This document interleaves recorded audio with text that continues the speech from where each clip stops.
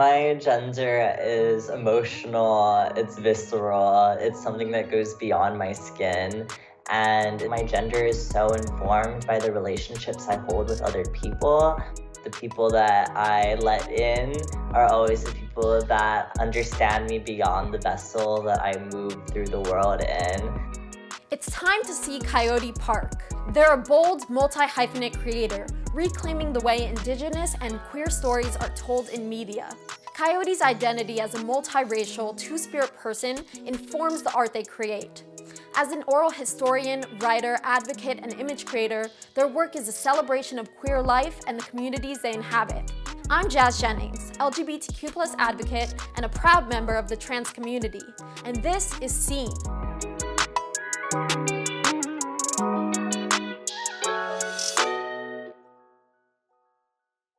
I just have this running joke with my wife that like my gender is I'm just like a MILF twink.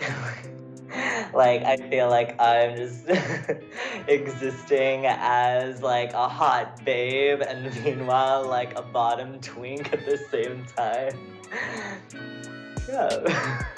The name Coyote in a lot of cultures, but specifically within my culture as a Yurok person, has been in a lot of like our folk stories. Coyotes have been tricksters and shapeshifters and play between gender. And I just really love that about how I think about myself and the ways that I shapeshift.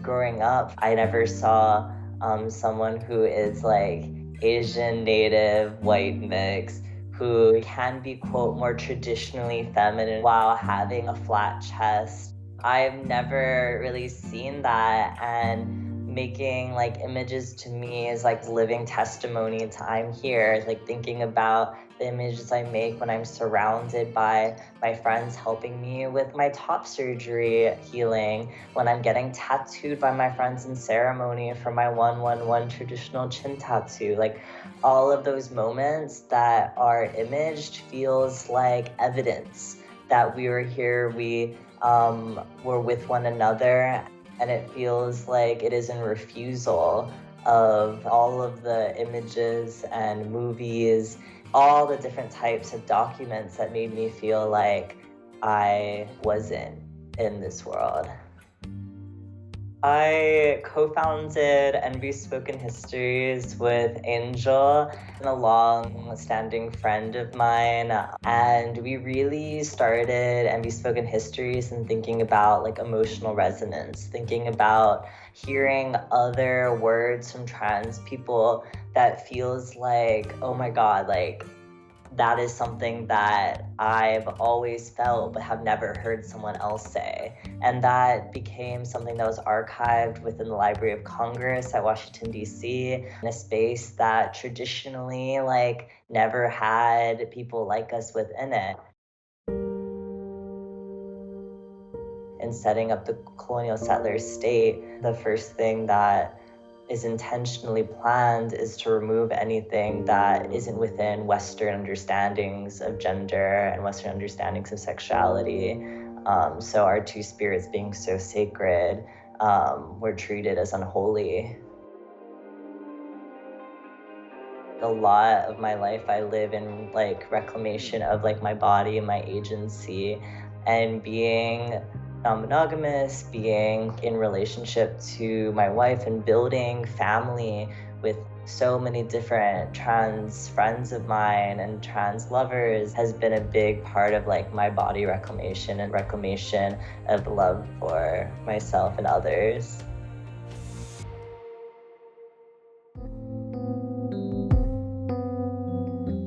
In my Trans for Trans like bath series, like the Venus and Pisces series, I used to have messages where people would see me being like physically in this space, like in the bathtub with other trans people, and been like, after seeing that, it made me feel like I could have that type of physical intimacy, that I could be safe with others.